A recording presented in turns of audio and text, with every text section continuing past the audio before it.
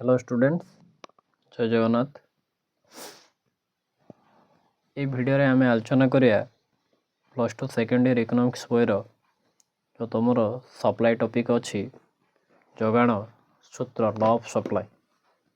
या पूर्वर आम गोटे वीडियो करूँ जो थे जोगाण जोगाण को प्रभावित करता उपादान ये सब आलोचना करूँ। तो ये भिडियो आम आलोचना करिया जोगाण सूत्र। ठीक अच्छे, ये जोगाण सूत्र टॉपिक टी बहुत इम्पोर्टेंट रहिबो ए वर्षर पिलामानक पई। ठीक अच्छे, आ किछि पिलांकर कमेंट थिला जोगाण सूत्र उपर वीडियो आनिया पे। ठीक अच्छे, तो चलो आरंभ करिया जोगाण सूत्र। ठीक अच्छे, तो जोगाण सूत्र आरंभ करिया पूर्व पुणी थर मन पकईदेवा जे जोगाण क्या कह जाए। देख मु लिखि देछि, निर्दिष्ट समय अवधि रे निर्दिष्ट दाम रे जति द्रव्य बा सेवा विक्रय जनित बजार रे उपलब्ध होता है बा विक्रय ପାଇଁ बजार को आसी थाए ताकू जोगाण कह जाए। तो ये हूँ तुमर जोगाण रो इंट्रोडक्शन। ठीक अच्छे, तापर जोगाण को अनेक कारक द्वारा प्रभावित होता है जमती द्रव्यर दर, उत्पादन रे व्यवहृत विभिन्न उपादान मूल्य, अन्य द्रव्यर दर, प्रजुक्ति विद्यार स्तर, फार्म आभिमुख्य, सरकारी नीति, प्राकृतिक उपादान है कि ये सब जोगाण को प्रभावित करता उपादान। तो एबे आम आलोचना करिया जे जोगाण सूत्र। ठीक अच्छे, चेष्टा करियो क्लास टा को शेष पर्यंत देखापी कहीं आशा करुँ क्लास टी तुम भैल्युएबल हेबो। जोगाण सूत्र कौन देखे आलोचना करिया। द्रव्यर जोगाण विक्रेता मानक मिलुवा दाम उपर निर्भर करता है। ठीक अच्छे, द्रव्यर जोगाण विक्रेता मानक मिलुवा दाम उपर निर्भर करिथाए। जदि दाम अधिक जोगाण अधिक लाभ अधिक, दाम कम लाभ कम जोगाण कम। ठीक अच्छे, कौन सी पदार्थर दाम वृद्धि पाइले तार उत्पादन अधिक लाभजनक होता है। कहीं जदि दाम बढ़ुची लाभ अधिक रो तेणु उत्पादन अधिक हम। या फल उत्पादनकारी मैंने अधिक उत्साहित हो उत्पादन परिमाण वृद्धि करने संगे संगे बजार को अधिक द्रव्य जोगाण करिथांती। अवश्य विभिन्न द्रव्यर दाम वृद्धि पाई विभिन्न परिमाण समय आवश्यक हाँ कि नहीं, कहीं द्रव्यर दर वृद्धि पाइबा समय उपर निर्भर करता है। अन्य पक्षरे जदि द्रव्यर दाम ह्रास हुए ताले लाभ कमिबो आ उत्पादन कम लाभजनक हुए, उत्पादन कमिबो फल द्रव्यर उत्पादन और जोगाण ह्रास पाई थाए। सुतरां विभिन्न द्रव्यर दाम एवं जोगाण मध्य एक प्रत्यक्ष कार्यकारण संपर्क देखा। अर्थात दाम बढ़िले देख दाम आउ जोगाण, जदि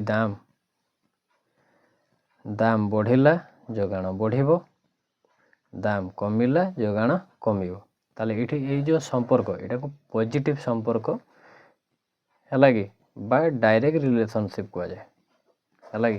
तुम यहाँ गोटे सर्ट क्वेश्चन आसीपे जे द्रव्य और जोगाण मध्य जो संपर्क डेस प्रकार संपर्क थाए बजार और जोगाण मध्य डायरेक्ट संपर्क प्रत्यक्ष संपर्क रही थाए। उत्तर ही हम लिखिपर मन रखिदेवे कथा को है कि द्रव्य और जोगाण मध्य केमती संपर्क रोचे। जोगाण सूत्र द्रव्यर दर जोगाण मध्य प्रत्यक्ष संपर्क स्थापन करता है। ठीक अच्छे, यह सूत्र अनुसार अन्य अवस्था अपरिवर्तित रही कौन से एक द्रव्यर दर वृद्धि पाइले तार जोगाण परिमाण वृद्धि पाई थाए आ द्रव्यर दर ह्रास पाइले जोगाण परिमाण ह्रास पाई थाए। ठीक अच्छे, ये हूँ तुमको जोगाण सूत्र, यहाँ मन रख यहाँ जोगाण सूत्र हिसाब से लॉ ऑफ सप्लाई। ठीक अच्छे, ये तुम डेफिनेशन हिसाब से या लिखिदेव।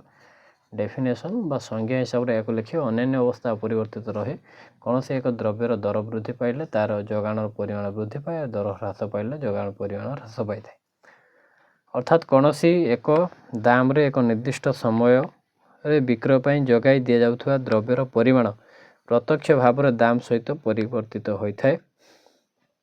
संक्षेप रे कहा जाए जे दाम और द्रव्यर प्रत्यक्ष संपर्क को ही जोगाण नियम दर्शाई थाए। ठीक अच्छे, संक्षेप रे कहा जाए कौन ना दाम और द्रव्यर प्रत्यक्ष संपर्क को ही जोगाण नियम दर्शाई थाए। ठीक अच्छे तापर नियम व्याख्या देखिए कौन है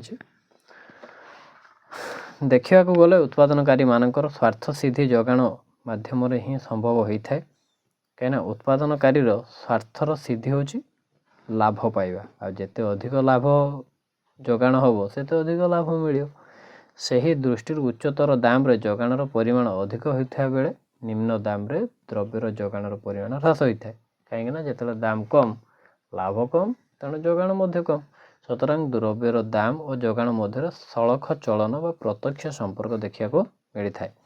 प्रदत्त जोगाण अनुसूची और जोगाण रेखा ये विषय प्रमाण करता है। देख ये आम टेबुल टाक भल्कि बुझे जिते बड़े चाउल ये द्रव्य स्वरूप चाउल ही निआई ठीक अच्छे आ ये हूँ चाउलर मार्केट प्राइस अर्थात बजार कौन दाम रही द्रव्यर जोगाण परिमाण यहाँ दिहला द्रव्यर जोगाण बजार केजी रे है कि 10 केजी को 10 2 केजी है कि देख कौन है ताले आम कौन कहलु जे जदि प्राइस बढ़े ताले तो मार्केट रे सप्लाई मध्य बढ़ियो ठीक अच्छे जिते 10 टंका रेट रोचे है कि 10 केजी तो जिते 12 टंका रेट रही से देख ये प्राइस बढ़ुच 10 रु 12 2 टंका बढ़ी ये के 20 केजी हो ठीक अच्छे जिते प्राइस 12 रु 14 हो ये मध्य तुम द्रव्य जोगाण परिमाण 20 रु 30 केजी होमती जिते दर 20 टंकार पहुँची जोगाणर परिमाण 60 किलोग्राम रे पहुँची तो जदि दर बढ़ुची तो जोगाण बढ़ुची सेमती उल्टा आम देखिपर 20 18 16 14 12 10 ये दर कमी कमी चलने जोगाण परिमाण 60 50 40 30 एमती 10 रे पहुँची जाऊँ ठीक अच्छे तो ये टेबुल मध्यम आम यह बुझु जदि द्रव्यर बजार दर वृद्धि होता है ताले द्रव्यर सप्लाई अर्थात जोगाण वृद्धि पाई था ठीक अच्छे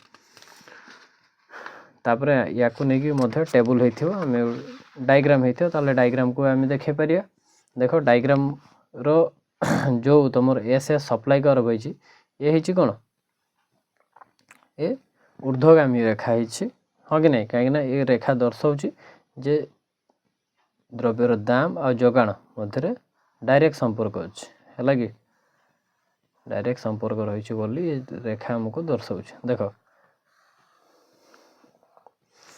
जोगाण सूची यह स्पष्ट जे द्रव्यर बजार दाम वृद्धि सहित जोगाण परिमाण वृद्धि पाई था जोगाण अनुसूची को ग्राफ रे प्रकाश करी जोगाण रेखा अंकन करा जाय परियो चित्र 4.9 ये देखुच रे जोगाण रेखा प्रदर्शित होइछि यह उपयुक्त प्रदर्शित जोगाण सूची आधार अंकित अर्थात से टेबुल को आखि आगे रखी ये रेखा अंकन कराई दाम जोगाण विभिन्न क्रमिक जोड़ी सबू ग्राफ माध्यम उपस्थापन करी आमे जोगाण रेखा एस एस अंकन ये रेखा अंकन कराई एस एसटा ये हूँ जोगाण रेखा बामरु डाहाण को ताले ये बाँ रु डाहाण बामरु डाहाण को क्रमशः ये ऊर्ध्वगामी हो बढ़ी बढ़ी चलती आ ऊर्ध्वगामी उत्तर हूँ कौन ना प्रत्यक्ष संपर्क डायरेक्ट रिलेशनशिप रेखा जनाई दिए जे दाम वृद्धि सहित जोगाण परिमाण वृद्धि पाई था जोगाण परिमाण वृद्धि को एठारे जोगाणर संप्रसारण है कि जोगाण परिमाण बढ़ुची तो जोगाणर संप्रसारण हो जोगाण परिमाण कमिले जोगाण